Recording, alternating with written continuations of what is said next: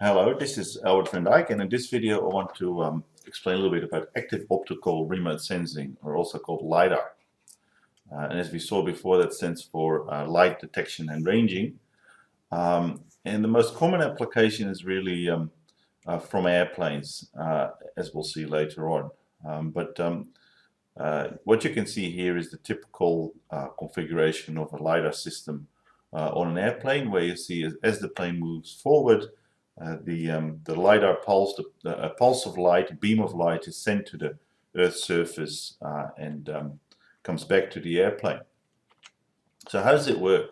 Well, basically the system on board the airplane emits a laser in an optical or near-infrared wavelength, and in fact on land typically that would be near-infrared.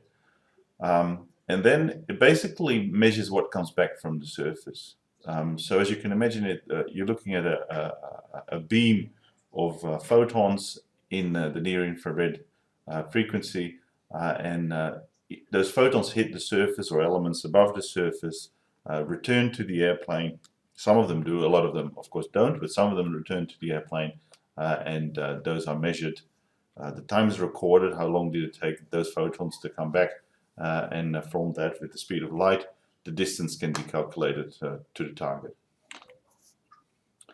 So here's another way of what that system looks like, or at least how the principle works. And as you can see, typically there's a mirror involved that scans from left to right, or from right to left, and maps out the location, because we know the angle and we know the distance, so we can know the location of the returns of the photons of the signal. And so you can map out a picture, if you like, or a model of where solid objects are with respect to the sensor. And that same system is used on for instance, Google Car as well, to know whether there's any objects around, and so forth. Now, one important thing to remember is that we don't have a very narrow pulse of light going to the surface. In fact, the further away you go from the aircraft, the broader the beam of the laser becomes. And so, by the time we get to the surface, typically you'd be looking at an area of maybe a few meters if your plane flies very high, or more typically with the lower altitude airborne campaigns, you might be looking at an area of about 10 centimeters, or in that order of magnitude.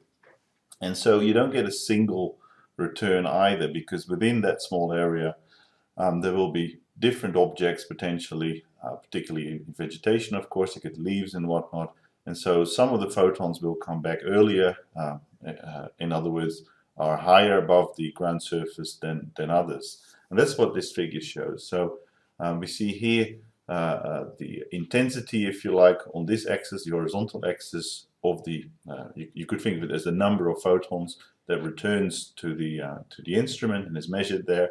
And so in terms of time increases, and here you get as we call it, the first return, which is therefore also the nearest to the sensor. In other words, is the highest point. And so the first return is often measured by some threshold, looking at this distribution. So you might say, for instance, the first 1% of returns occurs at this particular level, for example. And so in the case of a tree, you'll see more and more returns because of the shape of this tree here. And then it less and less starts returning again, as not only is there less leaves, but also fewer photons that make it through here actually make it back to the aircraft. But within this same footprint, we've got a little scrub, and so we get a second return here. And even if that scrub had been under the tree, you might still get some sort of a shape like this, of the photons that make it through the tree canopy to the shrub, and then back from the shrub through the tree canopy back to the sensor. And then finally, we get what's typically designated the ground return, which is often characterized by being narrower and steeper. In other words, it's a better defined solid object in the landscape, if you like, and also after this, of course, in time after this, there will be nothing returning back to the aircraft. So we call this the ground return. call this the first return, and here's then a second peak, as you might call it. So when we have data like that in an analysis software, it might look a bit like this.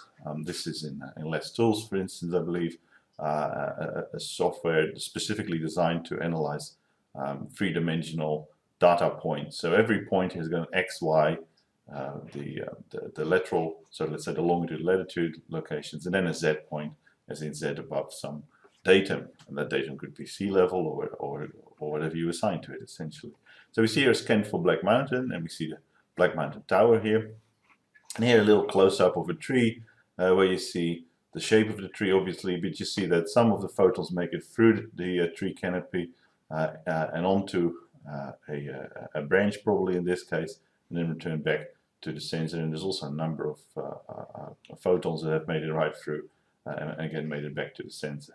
Just want to emphasize, based on the graph that you saw before, when I talk about photons, I'm not saying that every point is a photon. These points again represent peaks in the waveform, as you saw that in the previous image. So you can do this in any environment, obviously, and depending on what you might be interested in, you would use the results differently. So if you're interested in the topography of the landscape, for instance, to predict where floods might go if they reach a certain stage, then probably you would get rid of these first returns, because they're the vegetation, they don't represent the ground surface. So you might end up with this here, digital elevation model. On the other hand, if you're more interested in crops or vegetation or forest or whatever, you probably want to know the height, at least, of the vegetation above the ground surface, rather than above some datum. So you probably will subtract this from the first returns that you see here, and then we get a map of the canopy height, again expressed as more or less the highest point in the vegetation, judging the full waveform minus the ground return.